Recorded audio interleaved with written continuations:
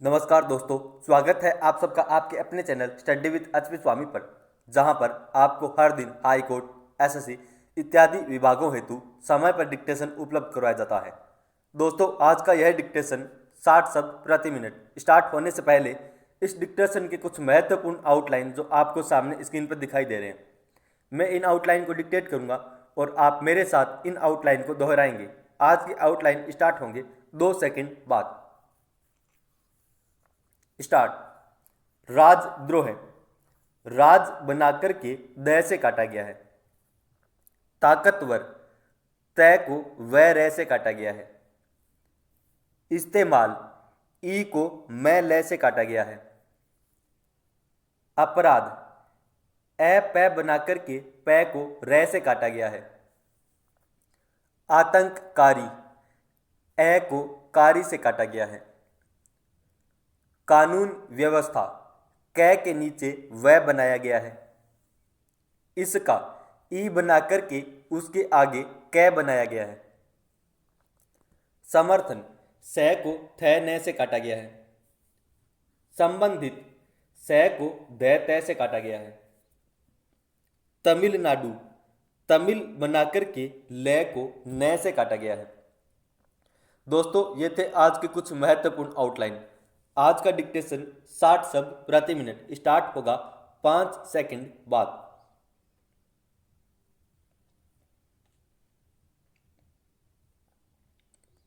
Start. राजद्रोह कानून को लेकर दिल्ली की एक अदालत की यह टिप्पणी अहम है कि समाज में शांति व कानून व्यवस्था बरकरार रखने के मकसद से यह कानून सरकार के हाथ में ताकतवर औजार है, लेकिन इसका इस्तेमाल असंतुष्टों को चुप करने के लिए नहीं किया जा सकता।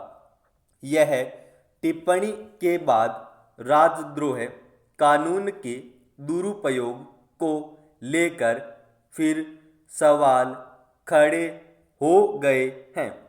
पिछले वर्षों में सरकार विरोधी सामग्री लिखने, बोलने या समर्थन करने पर आईपीसी की धारा 124 ए के तहत बड़ी संख्या में राजद्रोह के मामले दर्ज हुए हैं। यह एक गैर जमानती अपराध है। दोषी पाए जाने पर व्यक्ति को 3 साल तक की सजा हो सकती है। संबंधित व्यक्ति सरकारी नौकरी के लिए अयोग्य हो सकता है। इसीलिए जब तब इस कानून के दुरुपयोग की बातें भी होती रहती हैं। विधि आयोग भी 3 बार इस धारा की समीक्षा की बात कह चुका है।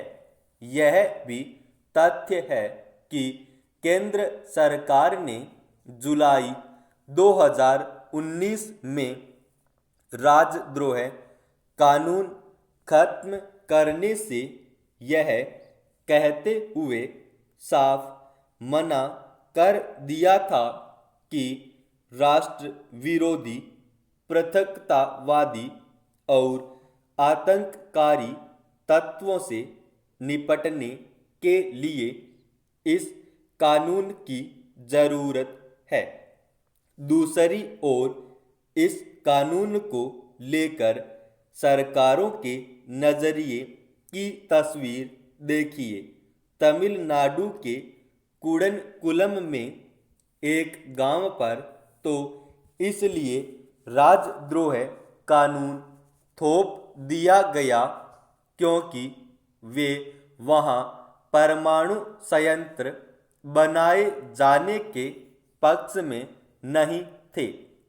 इसी तरह 2014 में झारखंड में विस्थापन का विरोध कर रहे आदिवासियों पर भी देशद्रोह कानून लगा दिया गया था।